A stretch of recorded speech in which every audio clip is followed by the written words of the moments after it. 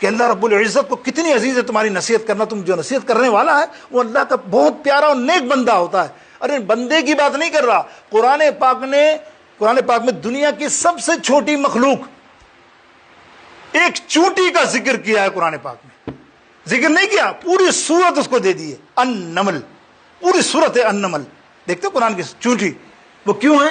اس نے ایک نصیحت کی اور اللہ تعالیٰ کو اتنی پسند آئی اس چونٹی کی نصیحت, وہ قرآن کا حصہ بنا دیا. واقعہ حضرت سلیمان علیہ السلام, the king of the world, Allah سے پوری بادشاہت مانگی تھی انہوں نے. بولے اللہ مجھے پوری دنیا کی بادشاہت دے. اللہ نے کہا جا, یا اللہ مجھے ہوا پہ کنٹرول دے. ہوا پہ کنٹرول کوئی رکھ سکتا ہے؟ مجھے بتائیے. نہیں بتائیے. جیسے یہ کہتے ہیں کہ نہیں نبی کا اختیار کیا. ارے سلیمان علیہ السلام ہوا پہ کنٹرول, ہوا پہ صرف اللہ کا کنٹرول ہو سکتا ہے, کسی کا نہیں, مخلوق میں کوئی نہیں. لیکن سلیمان علیہ السلام کو اللہ نے عطا فرمایا. جب سلیمان علیہ السلام کو اللہ تعالیٰ ہوا پہ کنٹرول عطا فرما دے تو پھر اپنے محبوب پر کیا کرتا ہوگا؟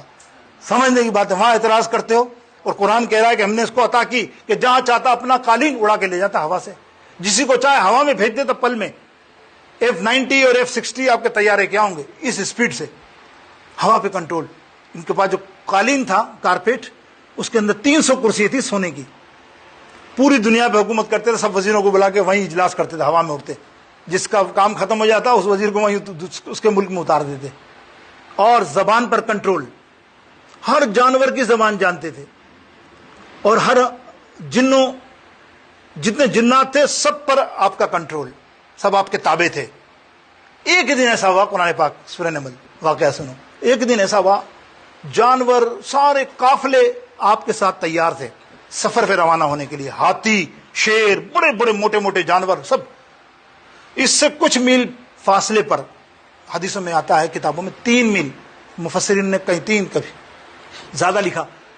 ہم اندازہ کرتے 3 میل بھی بہت ہوتا ہے نا. 3 میل کا فاصلہ بھی ایسا ہوتا ہے کہ 3 میل سے کوئی بندہ تمہیں آواز لگائے کیا سن لو گے؟ نہیں نا. اب یہ سنیے گا جا.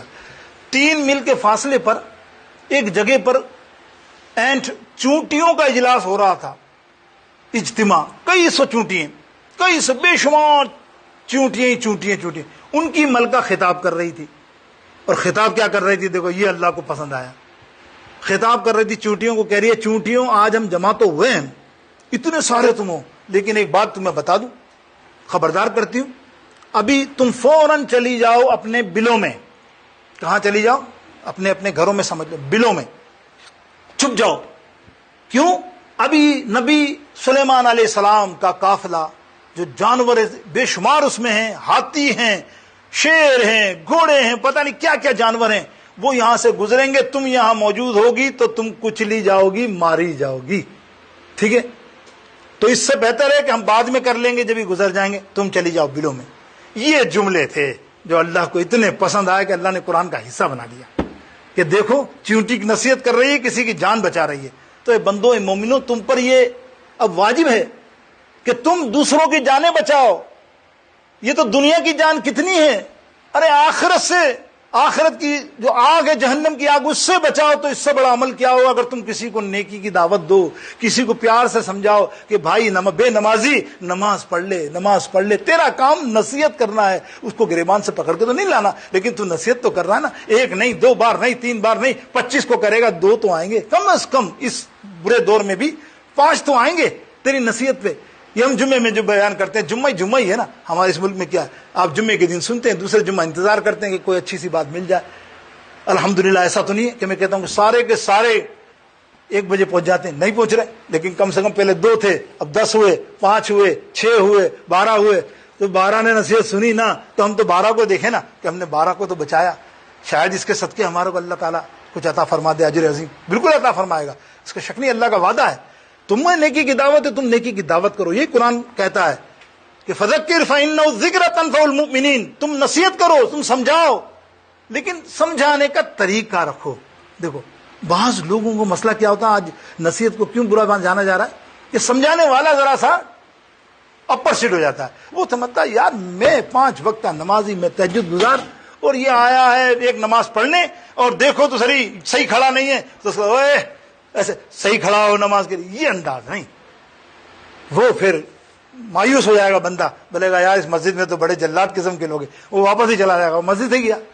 سمجھانے کا حضرت سیدنا امام علی مقام امام حسین اور امام حسن روز وضو فرما رہے تھے، تو ایک بندہ وضو کر رہا تھا لیکن غلط مسا غلط کر رہا تھا، نماز وضو کا مسا غلط ہو تو آپ سمجھ جائیں نماز کیا ہوگی اس کا طریقہ۔ تو آپ نے فرمایا، امام حسن نے، حسین ادھر آؤ، یار میں نے وضو کیا آج۔ اب وہ سن رہا ہے، میں نے وضو کیا، دیکھ کہ ایک چیز غلطی ہو گئی۔ اب انہوں نے صحیح طرح سے وضو کیا، دیکھ صحیح ہے، دیکھ یوں گیا، یہ بتایا، دیکھو بیٹا حسین میں صحیح ہوں میں بھائی۔ امام حسن بولا یہ صحیح طریقہ جو آپ نے کیا۔ اب اس کی سمجھ میں آ گیا یار جو میں کر رہا ہوں میرے میں غلطی ہے، اس نے اپنی غلطی کی درستی کر لی، نصیحت کی نصیحت ہو گئی، کسی کو پتہ بھی نہیں چلا۔ نصیحت کرنے کے ایک بڑے اچھے انداز اور طریقے ہوتے ہیں، آپ اس طریقے کو اپنائیں، اللہ تو تمہارے کو اجر دے گا جس طرح سے وہ آ جائے قابو میں۔ تو میرے دوستوں بزرگوں، وہاں بات ہو رہی تھی چیونٹی کی، اللہ اکبر، وہ چیونٹی کو کیا اجر دیا؟ سورہ نمل، پوری سورہ اس پہ نازل ہو گئی، پوری سورہ ہے، دیکھو وہ پوری سورہ میں ذکر ہے سلیمان علیہ السلام کا۔ اب سلیمان علیہ السلام کہاں؟ ہمیں نے کہا منیمم 3 میل دور ہیں قافلہ۔ حضرت سلیمان علیہ السلام نے چیونٹی کی آواز کو سن لیا، قرآن کہہ رہا ہے میں نہیں، قرآن پڑھو، سورہ نمل پڑھو، دیکھو وہی، نہ میں نے حدیث بتائی، نہ میں نے کسی مولوی کا قول بتایا، میں کسی عالم کی بات کر رہا ہوں کہ فلانا عالم فرماتا، نہیں بھائی، قرآن کہہ رہا ہوں سلیمان علیہ السلام نے سن لی۔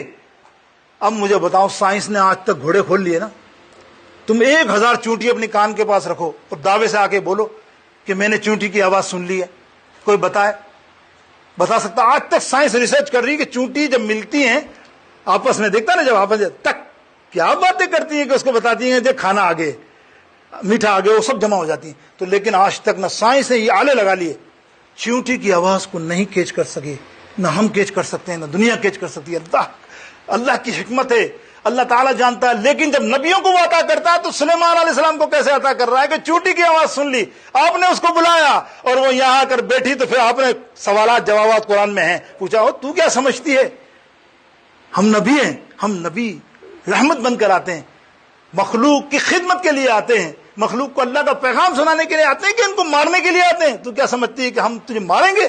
مطلب ایک نصیحت کی، اس کی نصیحت کا جواب دیا۔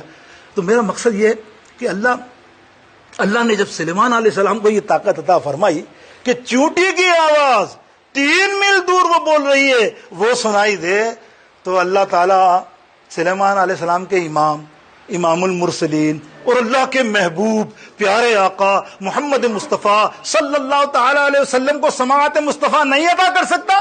یہی اہل سنت کا عقیدہ ہے سماعت مصطفیٰ کے لیے۔ میرے دوستوں، میرے آقا تو جہاں چاہے، جس طرح چاہے، جس جگہ چاہے سن سکتے ہیں۔ عمر فاروق جب سن سکتے ہیں وہ ساری جبل کو اور دیکھ سکتے ہیں اور اپنی آواز وہاں تک پہنچا سکتے ہیں، تو میرے نبی علیہ السلام کی شان کیا ہوگی میرے دوستوں کہ دور و نزدیک کے سننے والے وہ کان لالے کرامت پہ لاکھوں سلام۔ میرے دوستوں بزرگوں، میرے آقا علیہ السلام کی سماعت مصطفیٰ کا کیا کرنا کہ جہاں بھی ہو، آہا واہ، کیا کسی نے کہا کہ جہاں بھی ہو وہیں سے 2 صدا سرکار سنتے ہیں، آہا سنتے ہیں، سرے آئینہ سنتے ہیں، پسے دیوار سنتے ہیں۔ آپ صدا تو لگا کے دیکھو، آپ یہاں سے صدا لگاؤ، میرے نبی سنتے ہیں، ایمان رکھو، عقیدہ رکھو، انشاءاللہ تعالی۔ یہ قرآن کی آیتیں جو ہمیں عقیدہ سکھا رہی ہیں، یہ سکھا رہی ہیں۔